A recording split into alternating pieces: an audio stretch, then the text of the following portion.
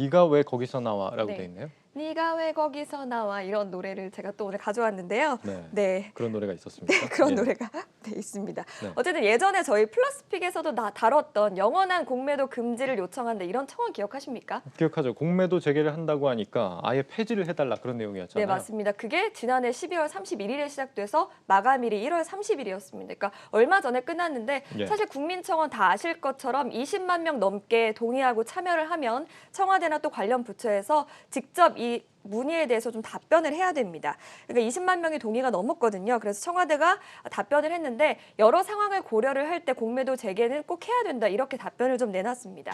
아시는 것처럼 공매도 금지 조치는 2일까지 연장이 됐고 3일부터 재개가 될 상황입니다. 그렇죠. 당국은 지금껏 공매도 재개는 뭐 피할 수 없는 것이다 이렇게 얘기를 해왔는데 그런데 여기서 키워드가 네가 왜 여기서 나와? 왜 이 얘기를 하게 된 거죠? 네, 사실 3년 전에도 비슷한 취지의 청원이 있었거든요. 근데 그때는 금융위원장, 그러니까 주문부처는 금융위원회에서 대답을 했는데 이번에는 청와대에서 나와서 키워드를 제가 좀 이렇게 잡아봤습니다.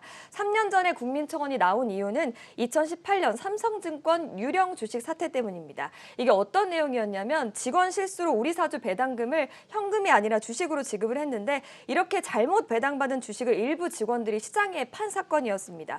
공매도와는 성격이 다르지만 빌린 주식이 없기 때문에 결과적으로는 좀 금지된 유형의 공매도였거든요. 이래서 공매도를 금지해야 된다 이런 국민청원이 올라왔던 상황입니다. 네, 지난번엔 금융위원장이 답했는데 이번에 청와대가 답을 했다면 특별한 이유가 있을 것 같은데 뭐 때문입니까? 네, 맞습니다. 당시에는 사실 공매도 자체는 문제가 없다. 그런데 불법적인 내용은 좀 시정을 하겠다. 이렇게 답을 했거든요. 이번에도 사실 청와대의 요청이 있었다면 주무부처인 금융위원회에서 대답을 했었어야 됩니다. 그런데 이번에는 좀 관련한 요청이 없어서 청와대가 직접 대답을 한 것으로 좀 보입니다. 청와대가 금융위에 요청을 하지 않고 직접 나왔다고요? 네. 어떤 이유 때문이죠? 은성수 위원장, 금융위원장이 잇따라서 공매도 재개를 해야 된다 이런 공개적인 발언을 했는데 제가 알기로도 한 3-4차례 정도 됩니다. 예. 그런 상황에서 청와대 국민청원까지 금융위원회에서 대답을 한다면 오히려 역효과가 날 수도 있고 또 동어 반복이라는 불필요한 발언이 될 수 있다. 이런 지적들 때문으로 좀 풀이가 됩니다. 네, 청와대가 직접 나왔다고 하니까 뭔가 격을 높인 것 같긴 하지만 실제로는 오히려 청와대에서도 뭐 디지털 소통센터인가요? 네. 거기서 서면으로만 답변을 했기 때문에 맞습니다. 격을 오히려 낮춘 것이다 이런 얘기가 있습니다. 오히려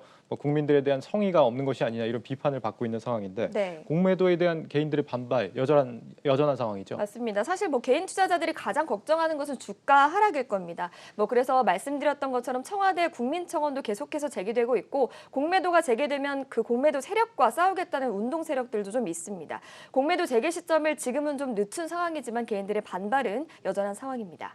이 공매도에 대한 청원, 폐지 청원이 20만 명이 넘습니다. 동의가. 네. 정부도 뭐 대충 넘길 게 아니라 국민들의 청원에 대해서 더 성실하게 응해야 되는 게 아닌가 싶습니다. 네, 맞습니다.